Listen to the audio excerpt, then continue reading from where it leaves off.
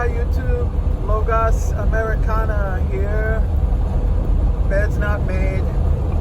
It's Easter Sunday. I'm not a happy camper because I'm on the road. On my way to South Carolina. I'm in Alabama. Roll this window up so you can hear me. That would be smart.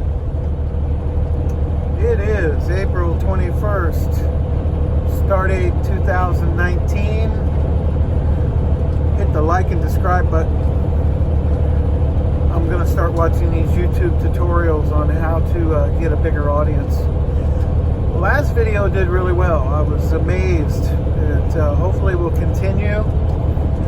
I'm going to talk about Paris burning today. Notre Dame was only the latest in a string of church, cathedral / church vandalisms that have occurred in France to the tune of about one per day in the last 2 months, sometimes two and sometimes three in one day. Vandalism. I'm going to use vandalism as a euphemism because I know there's certain words that are flagged on YouTube. The algorithm or some AI picks up a word and flags it for the talking heads at YouTube to take a look at. So Notre Dame is just the latest. And if Notre Dame had been a smallish cathedral on the outskirts of Paris, they would have just chalked it up to another case of vandalism, and they wouldn't have even investigated it other than an act of vandalism. But because it's Notre Dame and because it's so large and iconic and a symbol of Western civilization that has struck a chord, obviously, with a lot of people around the world, European ethnic countries especially, they can't chalk it up to vandalism, and I'm using vandalism euphemistically because if they did, they're in the midst of a revolution right now. The Yellow Vest Revolution is an ongoing thing, and it is a tinderbox, much like supposedly the roof of the Notre Dame Cathedral. They are living in a tinderbox. They've imported, I have to think, how can I say this? They've imported non-French people who will never, ever become French other than learning the French language and accent. They'll never be French. And so the enemy is not at the gate, the enemy is inside. I've watched a few videos of people who have visited Notre Dame fairly regularly over the last 10, 20, 30 years.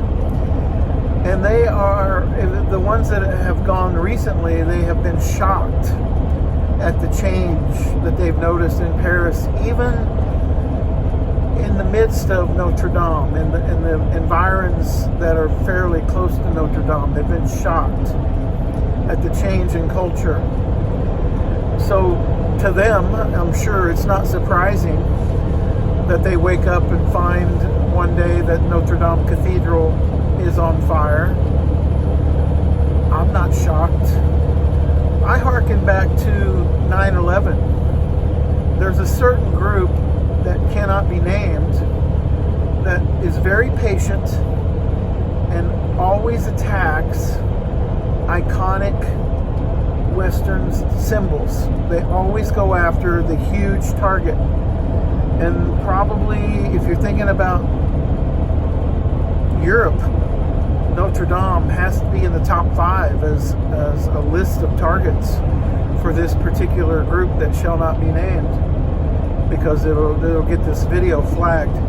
And I'm going to like and subscribe again because I know it's important if I'm going to build an audience that I remind people like and subscribe, especially at the beginning of this channel. So do that for me if you would. I'm going to talk about quickly a story, and I'm going to tie all this together.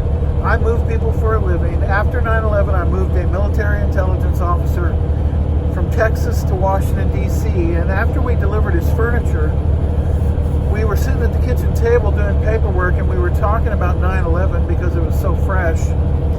And he told me that he couldn't really talk about some of the more technical aspects of his job, but it was pretty much common knowledge in military intelligence that there were really only three options to respond to 9/11, and the one option was what we did do.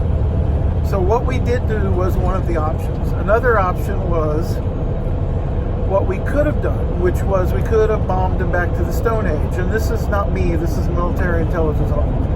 He said, but the third option, which is actually the best option, which is the option that they will never use, is that you park a B-52 over Mecca and you let it circle for years and years and years, with the understanding that the next time an iconic building or a skyscraper or a major industrial center is destroyed, and we know that it's vandalism, to use the euphemism, Mecca will disappear. It will turn into a sheet of glass. And he told me that this would be good for not only Western civilization, but it would also be good, I don't know if he used those particular terms, but he did say that it would be good for the entire world, because we wouldn't have to go around the world and go into every cave and spider hole and Casbah and mosque hunting for the guy who's going to wear the backpack nuke into Manhattan and destroy Western civilization, which is basically what we've had to do. And he did say it was going to be a 100-year war, and it's starting to look like a 100-year war. So I tie that all together now, and I realize that if we had taken that approach, if George Bush had been stronger and taken that option of mutually assured destruction, that you will not destroy another skyscraper in the United States or anywhere in Western society, or your religion, for all intents and purposes, will disappear.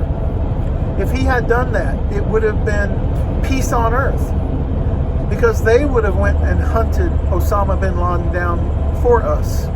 They would have delivered Osama. They would have put the kibosh on the Wahhabist movement. They would have began a peace movement in the Vandal community for self-preservation.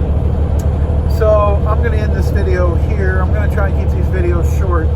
I've got a lot more to say about Notre Dame. I'm going to say it in the next couple of days.